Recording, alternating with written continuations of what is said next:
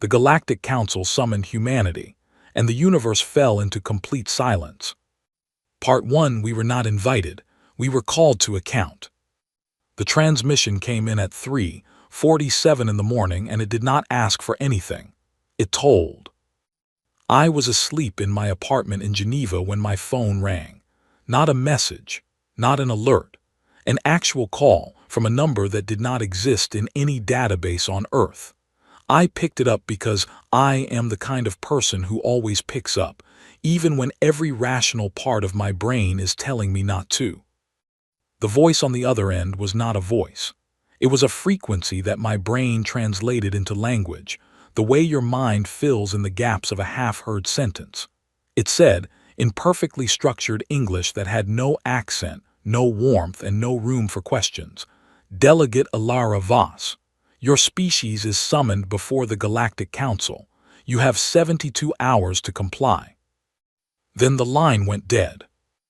I sat on the edge of my bed for 3 full minutes. Then I called the director of the United Nations Crisis Office, who called the Secretary General, who called every head of state still awake at that hour, which turned out to be most of them, because the transmission had not come only to my phone. It had come to every communication device on Earth, simultaneously, in every language spoken by more than 1,000 people.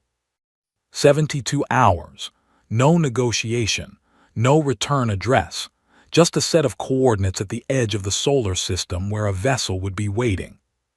My name is Alara Voss. I am 41 years old. I have a doctorate in xenolinguistics from Oxford, a second degree in crisis negotiation from Columbia, and 11 years of field experience working in places where people were trying very hard to hurt each other. I had spent my entire career preparing for moments when communication was the only thing standing between catastrophe and something slightly better than catastrophe. I had not prepared for this. The Council's vessel arrived at the coordinates 6 hours ahead of schedule. It was not impressive in the way science fiction had taught us to expect. It did not gleam. It was not shaped like anything we had a word for. It sat in space the way a stone sits at the bottom of a river, perfectly still, utterly indifferent to everything around it. Our shuttle docked with it, and for approximately 4 minutes nothing happened. Then a door appeared where there had been no door, and a corridor lit up inside it, and I walked in because there was nothing else to do. The journey took 31 hours by Earth's measure. I spent most of it reading the briefing files that our best analysts had assembled in the 48 hours since the summons arrived. What I learned was not reassuring. The Galactic Council was, as best as anyone could determine, not a governing body in any sense we understood. It was more like a court. It had existed, according to the fragments of deep space signals our telescopes had picked up over the last century and half understood, for somewhere between 8 and 12,000 years. It had 412 member species. It had never, in its entire recorded history, summoned a species that was not already a member. Until now. The charge, buried inside the transmission, in a secondary data layer that our linguistics team had only cracked 20 hours after the summons arrived, was contained in 3 words that translated roughly as unacceptable galactic behavior. I read those 3 words approximately 40 times during the journey. I turned them over in my mind the way you turn a stone in your hand, looking for the angle that makes it make sense. What had we done? The honest answer was that the list was long. We had been broadcasting radio signals into space for over 100 years, loud and unencrypted and completely without permission, like someone moving into a quiet neighborhood and immediately setting off car alarms at all hours.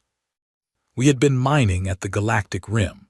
We had, over the course of our entire recorded history, been almost constantly at war with ourselves in ways that were, apparently, being watched. The last item on that list sat in my chest like something cold. The vessel stopped. Not gradually.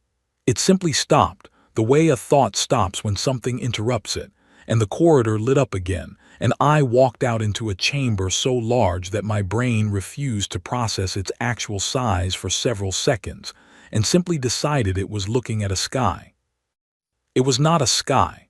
It was a room. And in that room, arranged in concentric rising tiers that curved up and around until they disappeared into the distance, sat 412 species of intelligent life, none of whom looked like anything I had a name for, and every single one of whom was staring at me. No, not staring. Not looking away. There is a difference, and I felt it the moment I stepped onto the floor of that chamber. They were not looking at me with curiosity or hostility or contempt. They were not looking at me the way you look at something interesting. They were not looking at me the way you look at something you dislike. They were looking at me the way you look at something that makes you careful about how you move. I had spent 11 years in crisis zones. I knew what fear looked like in a human face. I had not expected to see it here, in the faces, if faces was even the right word, of 412 species of beings so advanced that their civilization predated ours by thousands of years. But it was there. Quiet, controlled, but absolutely present. They were afraid of me. I stood at the center of that chamber, a single human woman in a gray blazer with a briefing folder under my arm, and the entire assembled Galactic Council held its breath.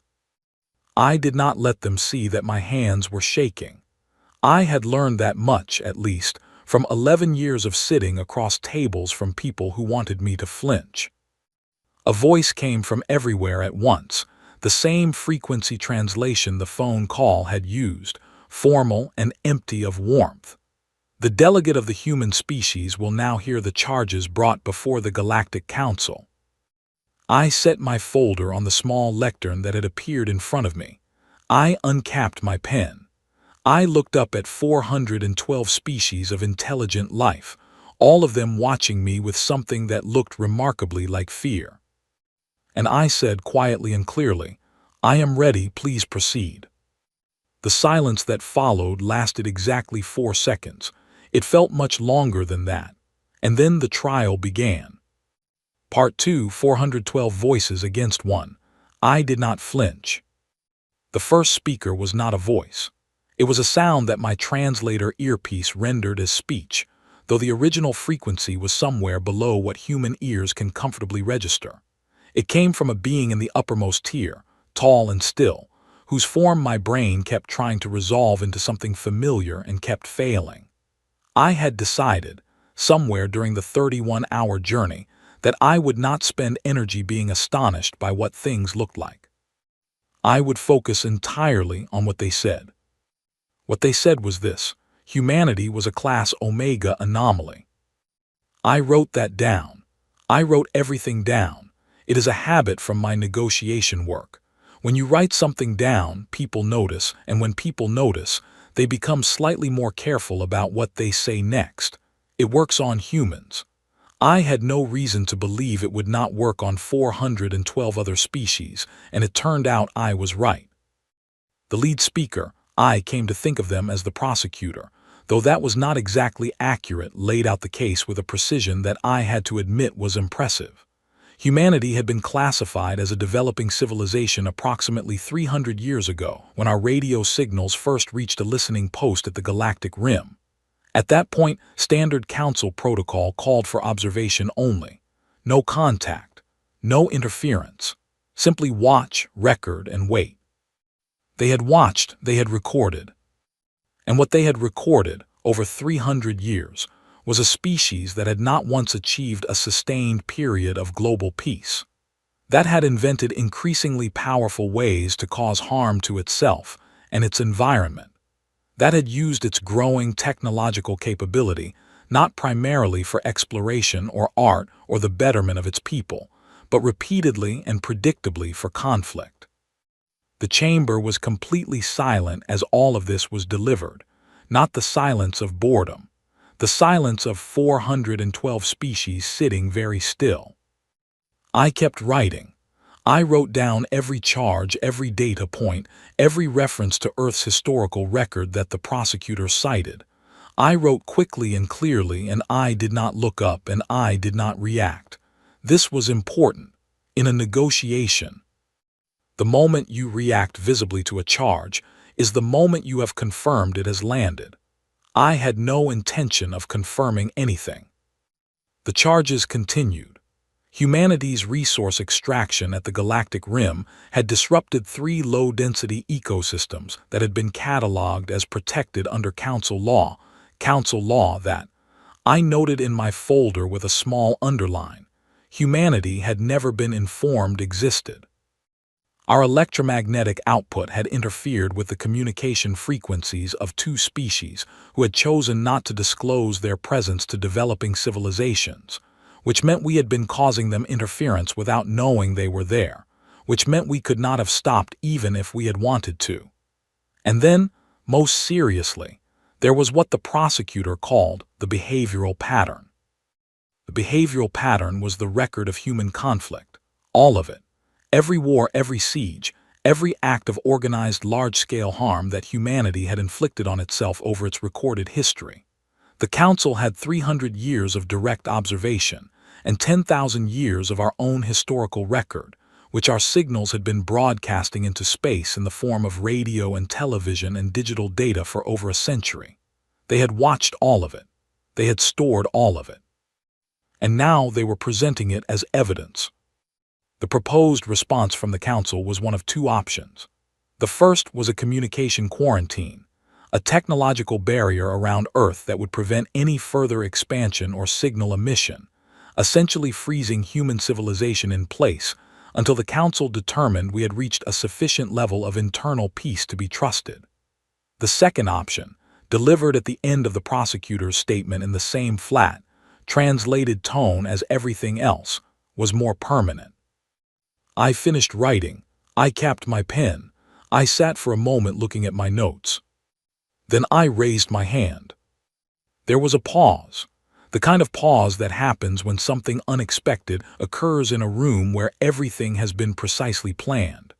A secondary speaker, smaller, positioned to the left of the prosecutor, said, in a tone that suggested I had done something mildly irregular, "The delegate wishes to respond." "The delegate wishes to speak, yes," I said. "I was told I would have the opportunity to address the Council." "You will be granted 3 minutes." I stood up. I looked out at the chamber, at 412 species watching me with that same quiet, careful attention. Then I opened my folder and I began. I did not use 3 minutes. I used 47, and I want to be clear about something. I did not raise my voice once. I began with the jurisdictional problem, because it was the cleanest and most immediately defensible point. The Council's laws regarding galactic rim ecosystems had never been communicated to humanity. We had not been informed of the protected status of those regions. We had not been informed of the existence of species operating under non-disclosure protocol in our broadcast range. We had not, in 300 years of observation, been contacted, warned, or advised. We had been watched in complete silence, and then summoned to answer for actions we had never been told were prohibited. I asked the Council, plainly and without any particular heat, whether they would consider it fair to charge a child with breaking a rule the child had never been taught. There was a stillness after that, not hostile considering.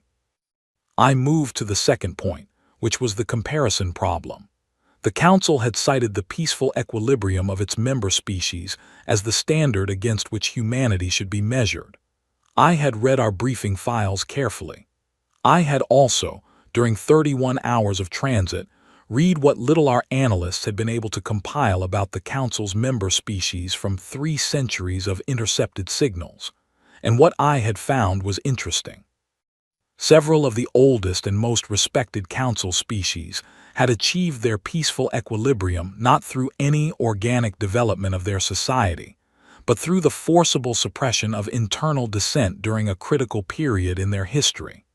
There were signals in the archive, compressed, old but readable, that documented it.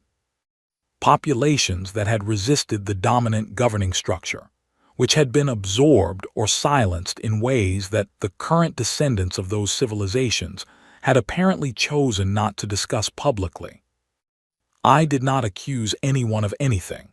I simply observed that the path to peace was not always as clean as the destination made it appear, and that perhaps, before rendering judgment on a species still in the middle of its journey, the Council might consider what the middle of its own journey had looked like. The chamber temperature, metaphorically speaking, dropped several degrees. Then I asked my question, the one I had been building toward for 45 minutes. I asked it simply, without dramatics, because the simplest questions are always the hardest to dismiss. How many of your civilizations, I said, survived a mass extinction event caused by an asteroid impact, a centuries-long ice age, a series of global conflicts that destroyed significant portions of your infrastructure, and a pathogen that killed tens of millions of your people? And still, after all of that, sent a single representative to stand in this room and talk, instead of doing anything else. The silence that followed was not the silence of a pause. It was the silence of 412 species sitting with a question they had not anticipated and did not immediately have an answer for. I counted 11 minutes and 20 seconds by the small clock on my translation earpiece. 11 minutes of galactic silence. When the prosecutor finally spoke again, it was to announce that the council would recess for deliberation. The session would resume in 14 hours. I sat back down. I capped my pen again. I kept my face composed and professional. Under the table, my right leg had not stopped shaking for the last 30 minutes, and I was very glad that the lectern hid it from view. As the chamber began to empty, I became aware of something being pressed against my hand, quietly, without any gesture that would draw attention. I looked down. It was a flat data chip, approximately the size of a coin, dark gray, with no markings. I looked to my left.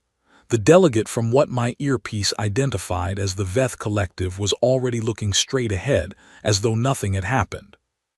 I closed my fingers around the chip. I slipped it into my jacket pocket.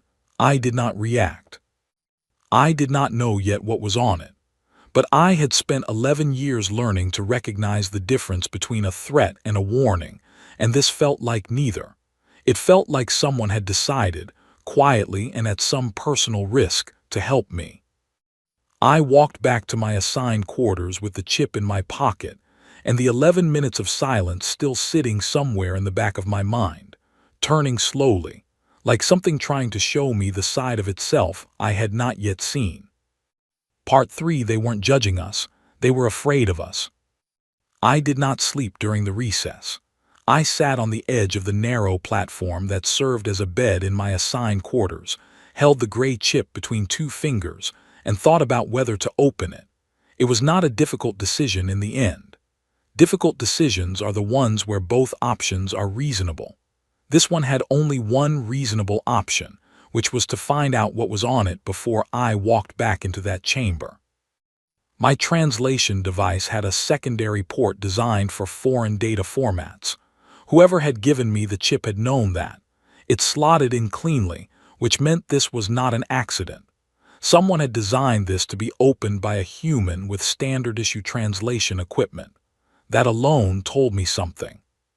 The file loaded in 40 seconds. It was large. I sat in the low blue light of my quarters and I read it, all of it, without stopping. And by the time I reached the end, the recess had 2 hours remaining and I had not moved from that spot. The document was old. Not in the way that paper gets old. In the way that information gets old when an institution has been sitting on it for a very long time and hopping no one asks the right questions. It was internally dated to approximately 6,000 years before the present, which meant it predated the Council's current form by at least 2 millennia. It had been authored by a research body I had no reference for. It had been classified under a protocol, whose name my translator rendered as the Silence Protocol. And what it contained was the most important thing I had ever read in my life. Every member civilization in the Galactic Council had, at some point in its development, passed through what the document called the threshold, a critical transition period between a species' early, chaotic development and its mature, stable form. The threshold was characterized by conflict, rapid innovation, existential risk, and enormous creative output. It was, in short, the period when a species was most dangerous to itself and to others, and simultaneously most capable of doing things no one had done before. Every species that had successfully joined the Council had passed through this threshold and emerged on the other side in a state the document called equilibrium, peaceful, stable, long-lived, remarkable in many ways, and the Council was genuinely proud of this. They had every reason to be. Equilibrium represented the survival of civilizations that had every reason to destroy themselves but had chosen differently.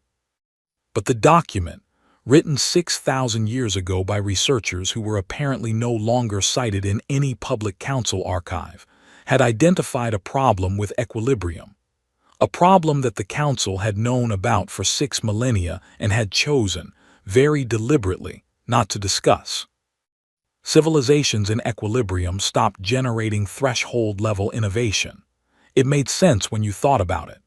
The same conditions that produced extraordinary bursts of problem-solving, scarcity, danger, desperation, the absolute refusal to accept that something could not be done, those conditions no longer existed in equilibrium.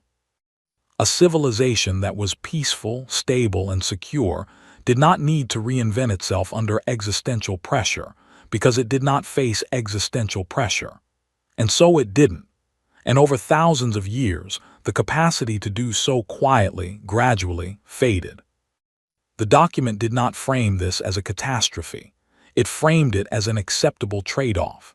The researchers who had written it clearly believed that stability was worth the cost, but buried in the final third of the document, in a section whose original heading my translator rendered as something close to the cascade problem, there was a different concern entirely. The galactic core. I had to read this section 3 times before I was certain I was understanding it correctly. The Council's own deep space observation records, going back 4,000 years, showed a dark energy irregularity at the galactic core that was slowly, steadily intensifying. The researchers had modeled its progression. Their projections, updated by successive classified research teams across 6,000 years of observation, all reached the same conclusion. In approximately 4,000 years, the cascade would become critical. The energy irregularity would expand outward from the core in a wave that would render 60% of inhabited systems in the galaxy uninhabitable. Not immediately, not violently, simply, gradually, lethally. 4,000 years was a long time. It was not forever.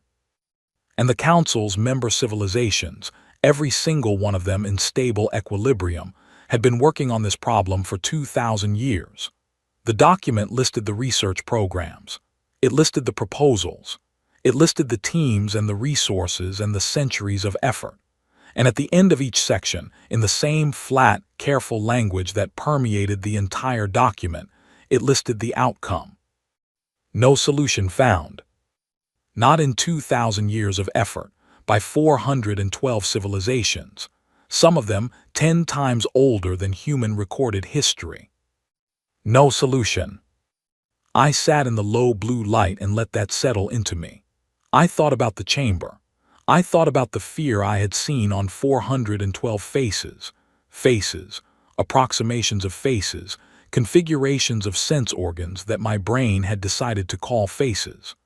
I thought about 11 minutes of silence after a single question from a human woman with a shaking leg and a briefing folder. They had not summoned humanity to punish us. The charges were real. The concerns were real. But they were not the reason. They were the framing. They were the way you bring someone into a room without telling them why you actually need them there. They needed us because we were the only species in the galactic record that had never reached equilibrium. We were still in our threshold. We were still chaotic, dangerous, creative, desperate, and absolutely unwilling to accept that a problem could not be solved. Every quality the council had spent 300 years documenting as evidence of our unfitness was, in the document in my hands, described as the only type of thinking that had ever produced genuinely novel solutions to problems that should not have been solvable. Humanity was not the defendant. Humanity was the last option. And they had been too afraid to simply ask. I closed the file. I sat for a long moment with my hands in my lap. I thought about what to do with this and how, and whether it was possible that I was misreading something, and decided that I was not. I had spent 11 years reading situations. This one was not subtle once you had the document. I pulled out the small communication device I had brought from Earth, the one with the encrypted relay that our engineers had spent 48 frantic hours setting up before my departure. I opened a channel. There was a delay. The signal had a long way to travel, and then the line connected. The voice on the other end was calm. Tired but calm. It was Director Alan Ford, the head of Earth's Crisis Coordination Office, who had been awake for approximately 60 hours and sounded like it. "Alara," he said, "what do you need?" I told him everything. I spoke for 22 minutes without stopping. When I finished, there was a pause. "So they need our help," Alan said. Not a question, just someone confirming that he had understood correctly. "Yes." Another pause. I heard him exhale slowly. Then he said, "All right, what do you need from us?" I had expected debate. I had expected the need to argue, to persuade, to make the case. I had not expected those 6 words, delivered that simply, without hesitation. I thought in that moment about what it meant to be human, not the version the council had documented, not the centuries of conflict and noise and unchecked expansion. The other version, the one that builds hospitals in places that have been reduced to rubble, the one that paddles into a burning building, the one that picks up the phone at 3:47 in the morning when an unknown number calls, because what if someone needs help? "I need you to get every person we have," I said. "Physicists, engineers, astrophysicists, materials scientists, anyone who has ever worked on energy systems or stellar mechanics or anything adjacent to it. I need them ready to work. I need them to bring their arguments and their arguments about their arguments and their absolute refusal to be told something is impossible." Alan was quiet for a moment. Then, "That is going to be a very loud group of people." "Yes," I said, "that is exactly the point." I ended the call. I put the device away. I had 3 hours before the council session resumed. I spent 2 of them preparing what I was going to say when I walked back onto that floor, and changed the terms of everything. Part 4, we negotiated for the galaxy the way we negotiate for everything. Badly, loudly, and successfully. The chamber was exactly as I had left it. The same vast, curving tiers. The same 412 arrangements of biology and intelligence, all of them settling into their positions with the careful, practiced stillness of species who had been doing this for thousands of years. The prosecutor was in the same position. The secondary speaker was to the left. Everything was arranged with the precise, formal symmetry of an institution that valued order above almost everything else. I walked in, sat down, set my folder on the lectern, and waited for the session to open. The prosecutor began in the expected way, with a summary of the charges and a statement that the council had deliberated and was prepared to deliver its recommended response. I let them get through approximately 2 sentences. Then I raised my hand. The pause this time was shorter. They had seen me do this before. "The delegate wishes to speak." "The delegate wishes to negotiate," I said. The distinction mattered. Speaking was what you did when you were allowed to talk. Negotiating was what you did when you had something the other party needed. I wanted the chamber to hear the difference. The prosecutor said, with careful neutrality, "The council does not negotiate with non-member species during a conduct hearing." "Then perhaps," I said, "we should discuss my species membership before we continue with the hearing." The silence that followed was of a very specific texture.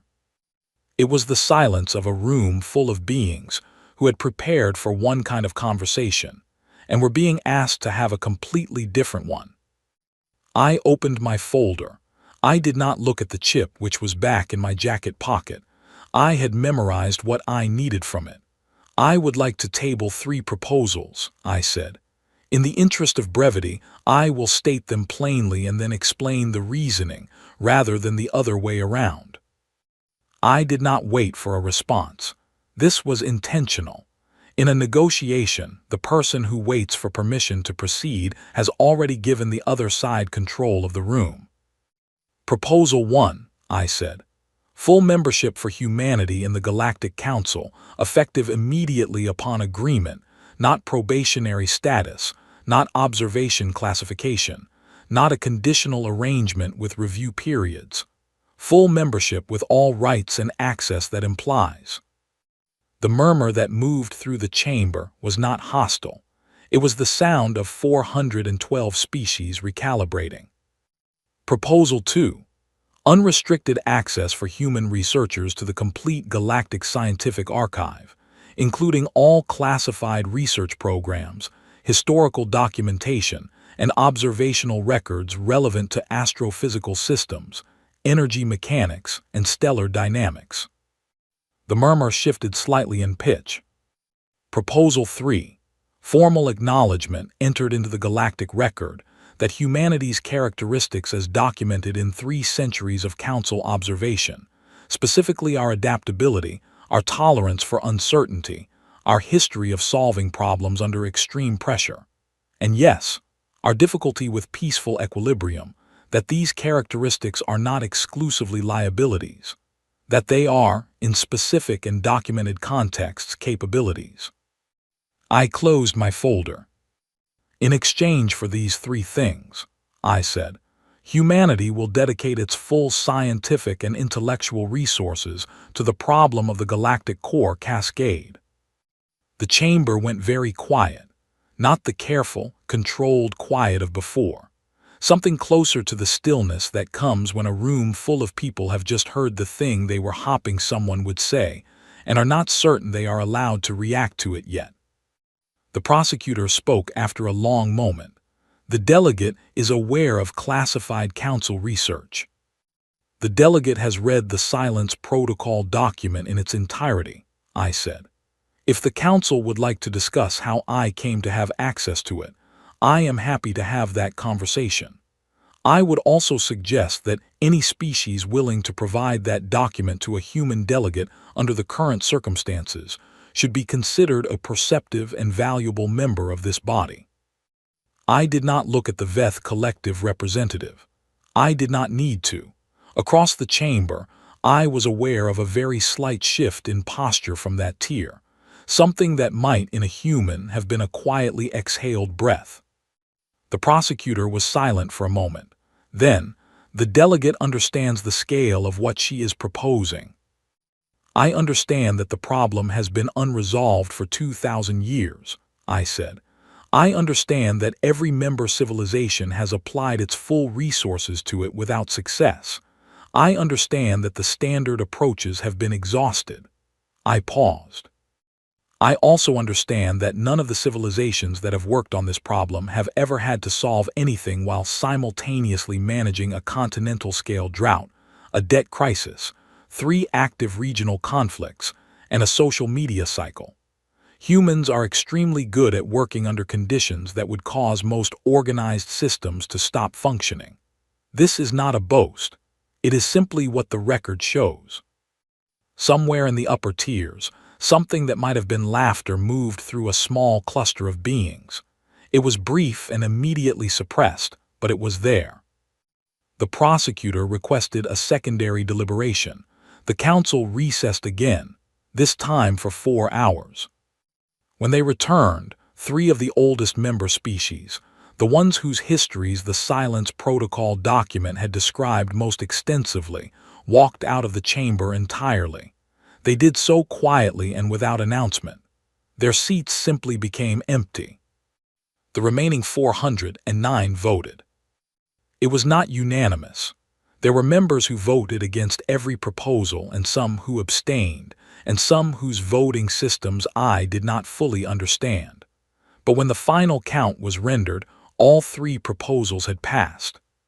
Humanity was a full member of the Galactic Council. The archive access codes were transmitted to Earth within the hour.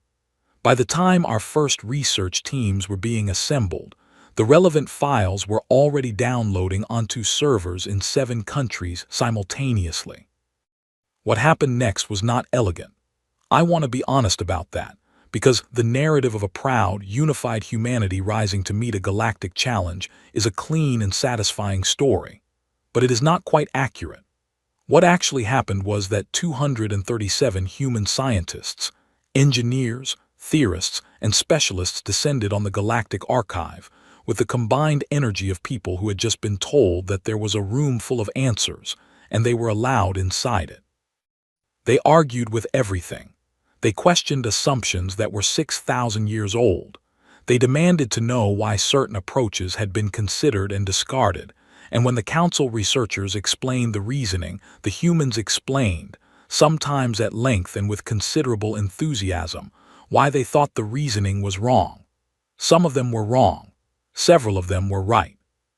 3 of them independently reached conclusions that contradicted foundational assumptions of council astrophysics and turned out to be correct, which caused a significant amount of what I can only describe as institutional discomfort among species that had considered those assumptions settled.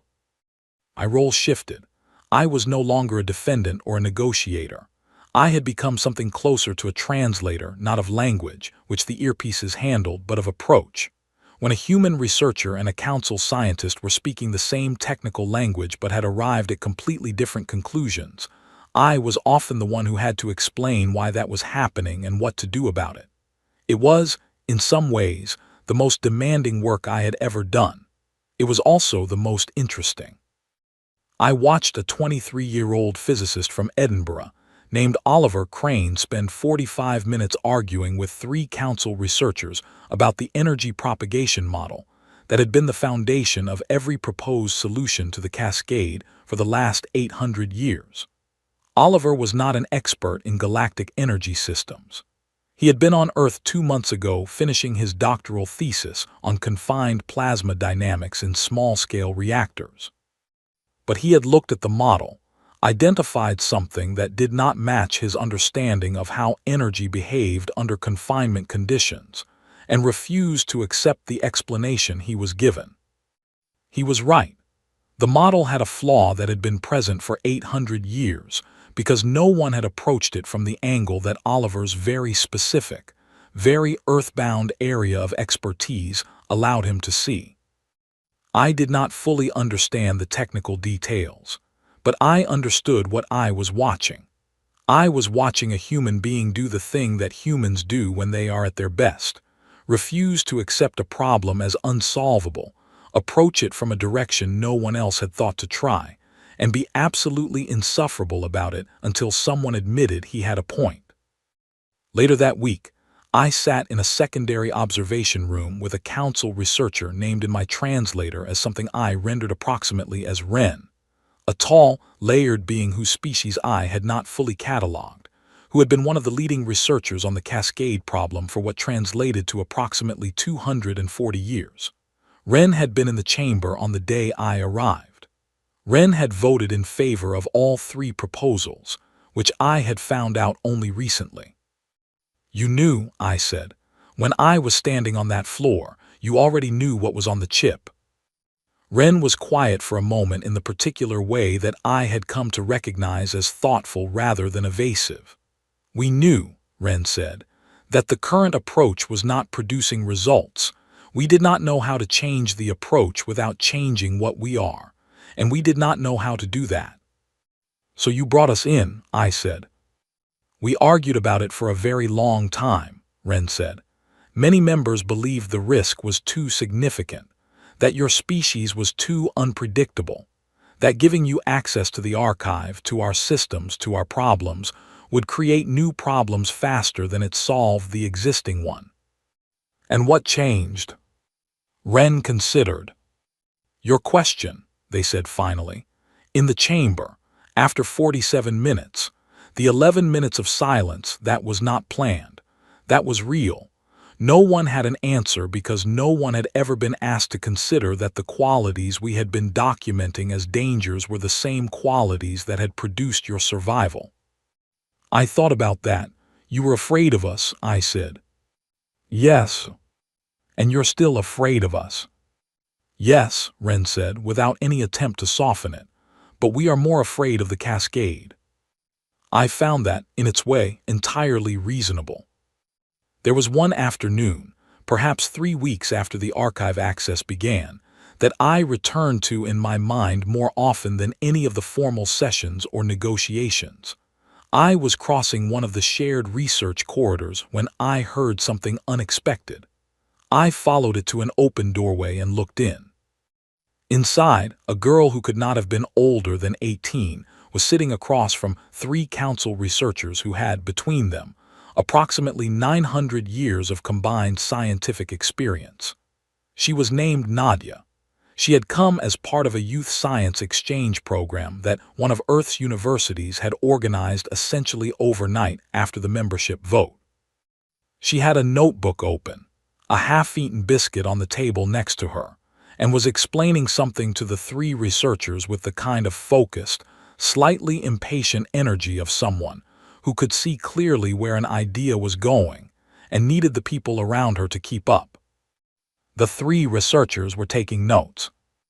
I stood in that doorway for a moment and felt something move through me that I had been careful not to feel too much of since this had all begun, because I had needed to stay level and professional and unshakable, and some feelings do not mix well with that. But standing there, watching an 18-year-old with biscuit crumbs on her sleeve explain a new way of thinking about energy transfer to beings who had been studying the stars for centuries, I let myself feel it. We were going to be fine, not in a simple way, not without difficulty, not without the inevitable chaos that came with being human, but we were going to be fine. I went back to my quarters and wrote up my notes for the day.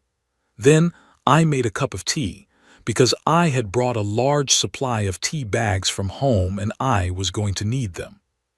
Part 5. The universe was quiet because it was waiting for us. 18 months, that was how long it took. I do not want to make it sound simple, because it was not. 18 months of the most concentrated, difficult, frequently maddening scientific collaboration in human history, conducted across a communication gap of 31 light hours, in a facility where the temperature in shared spaces was calibrated to a compromise that was uncomfortable for everyone, including us. 18 months of arguments that lasted days, of proposals that were almost right and then not right at all, of human researchers who were absolutely certain they had the answer and had to be told, as gently as possible, that several council civilizations had tried exactly that approach 400 years ago and had the data to prove why it had not worked. 18 months of learning from both sides that the hardest part of working with someone very different from yourself is not the difference in what you know. It is the difference in what you assume. The breakthrough came not from Oliver Crane's plasma dynamics work, though that work had cleared the path for it. It came from a collaboration between 6 people, which I think is the right number for a breakthrough, small enough that everyone can actually talk to each other, large enough that the gaps in one person's thinking get filled in by someone else's.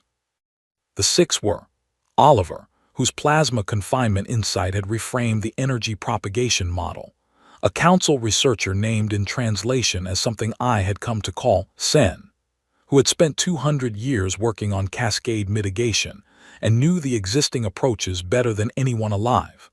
Nadia, who had turned out to be one of the most laterally creative thinkers on the team and had taken a leave from her undergraduate degree to stay on. A materials engineer from Nairobi named Patrick Amandi, who specialized in extreme condition structural responses.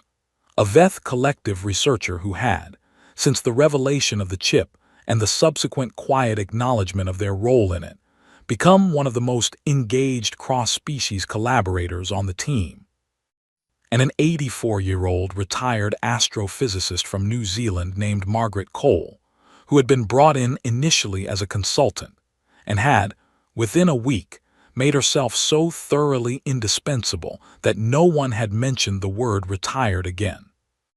Margaret had spent her career working on the theoretical mechanics of large-scale energy redirection in neutron star systems. It was, by her own description, an extremely obscure specialization that had produced 2 papers of moderate interest and 1 citation in a journal that she was not certain anyone still read. It turned out to be exactly the thing that, combined with Sen's 200 years of cascade data and Oliver's plasma confinement model and Nadia's instinct for approaching a problem from the direction it was not expecting, produced something that had not existed before. The Voss Protocol. I had not named it. I had, in fact, argued against naming it after me on the grounds that I had not done the science. I was informed, firmly and from several directions simultaneously, that the naming had already been decided and was not a scientific designation but a diplomatic one, recognizing that none of the science would have happened without the 47 minutes on the chamber floor, and that I was welcome to file an objection with the committee that had made the decision, which Margaret had helpfully pointed out did not exist.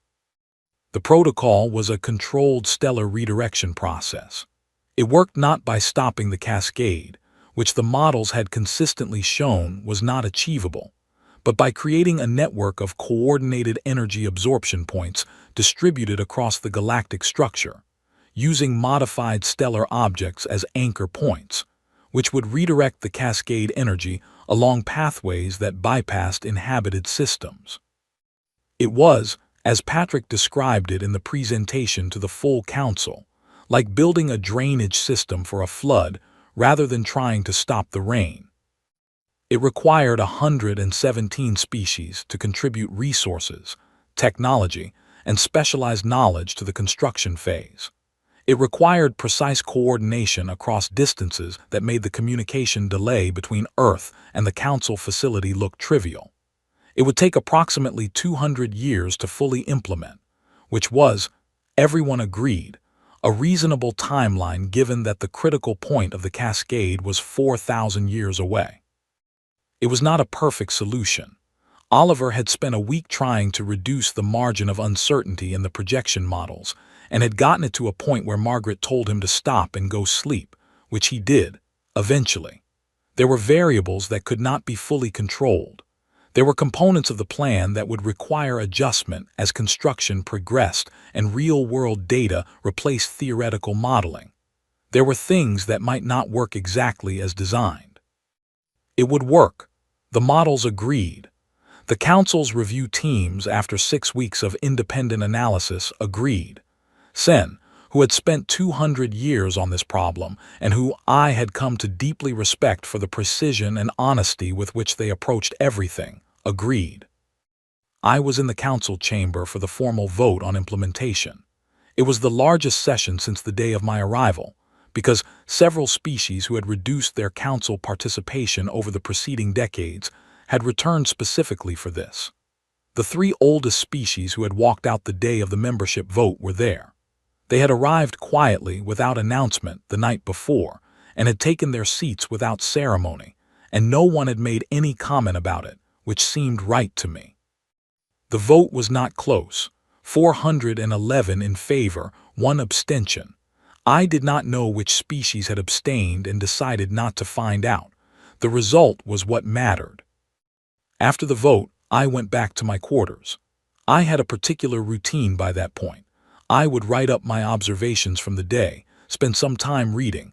I had worked my way through a significant portion of my personal reading list over 18 months, and then, if the day had been a significant one, I would allow myself the small luxury of a packet of instant noodles. I had brought 47 packets from Earth. I was on packet 38. I had been rationing them for important occasions. Today qualified. I sat on the narrow platform that had served as my bed for 18 months, held the warm cup in both hands, and watched through the small observation port as the stars sat there, quiet and enormous, the way they always had. I had been thinking, in the weeks since the protocol had been finalized, about the title the Council had given humanity at the beginning of all this. Class Omega Anomaly. The phrase that had been delivered in the same flat, translated tone as the charges, the way you describe something that exists outside the expected categories, and you haven't decided yet whether that's good or bad. I had been thinking about the silence. The 11 minutes in the chamber after my question. The 31 years of distance between Earth and this facility. The 10,000 years of galactic record that had documented every member species' path from chaos to equilibrium, and the 6,000-year-old document that had quietly, carefully, and with considerable institutional discomfort noted what equilibrium cost. The universe had been watching us for 300 years. It had watched us through every difficulty and every mistake, and every moment of reaching for something just beyond our grasp and falling short and reaching again. It had watched us and been afraid of us and documented us with the careful precision of scientists who did not quite know what they were looking at.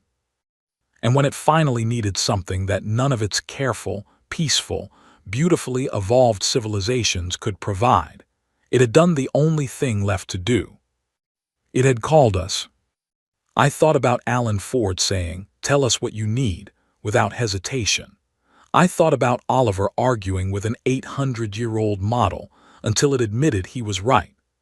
I thought about Margaret at 84, in a room full of beings 10 times her age, explaining a new way of thinking about neutron star energy mechanics with the focused enthusiasm of someone who had just found the most interesting problem of their life.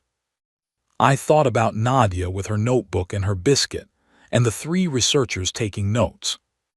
I thought about what it meant to be a species that had never had the luxury of equilibrium. We had been forged, every generation, in conditions that required us to solve the next problem or not survive to face the one after it. We had gotten very good at solving problems. We had also gotten very good at creating them, which was a consequence of the same quality and not a contradiction, just a complication that we were, as a species, still actively working on. The Galactic Council had looked at that record and seen a threat, and they were not wrong. We were difficult and unpredictable, and we asked questions that no one had thought to ask for 6,000 years, and we were almost certainly going to cause some amount of institutional disruption for the foreseeable future. But we were also the species that, when given access to the largest scientific archive in the known galaxy, and told that 4,000 years from now 60% of inhabited systems would become uninhabitable, had produced a working solution in 18 months, not because we were smarter than 412 other civilizations. We weren't. Not because we worked harder. We didn't, not uniformly. But because we had never learned to accept that some problems were simply beyond solving.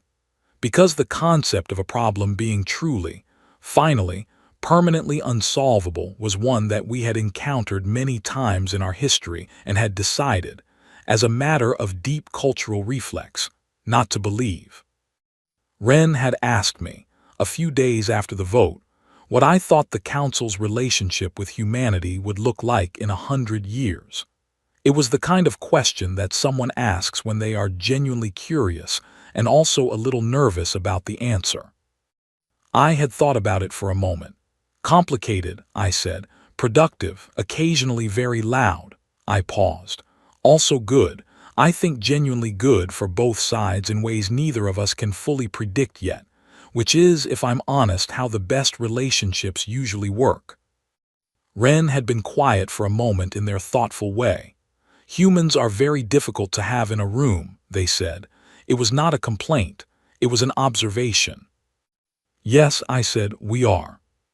The archive researchers have already submitted 47 new challenge requests to existing foundational assumptions, Ren said. 47 in 18 months. Is that a problem? 3 of them appear to be correct, Ren said. Which means 3 things we believed were certain are not certain. That is a significant discomfort for a system that values certainty. I know, I said. I'm sorry about that. No, you're not, Ren said. I smiled. No, I said, not really.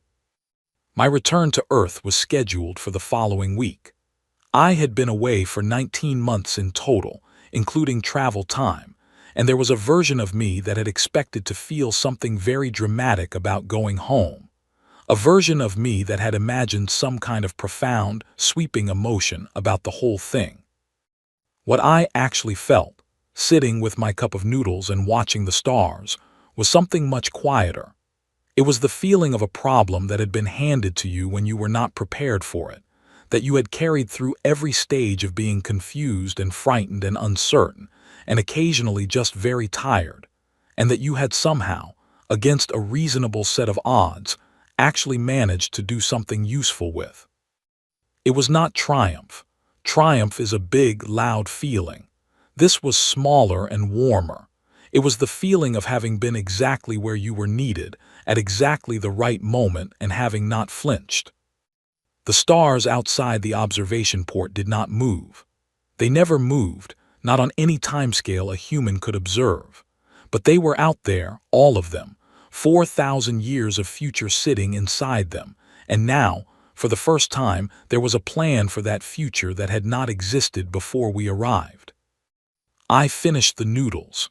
They were not very good. They had never been very good. I had brought them anyway because they were from home, and sometimes that matters more than quality. I washed the cup, turned off the light, and lay down in the narrow bed for the last time. Tomorrow there would be more work. There was always more work. The implementation phase of the protocol was beginning, and the Council had formally requested a permanent human liaison office at the facility, and Director Ford had called 3 times in the past week about the composition of the team that would staff it. There would be negotiations and arguments, and almost certainly at least one moment where a human researcher said something that caused a minor diplomatic incident that I would then have to resolve. There would be problems we had not anticipated, and solutions that came from directions no one had expected. We were very good at that. It turned out that was exactly what was needed. I closed my eyes.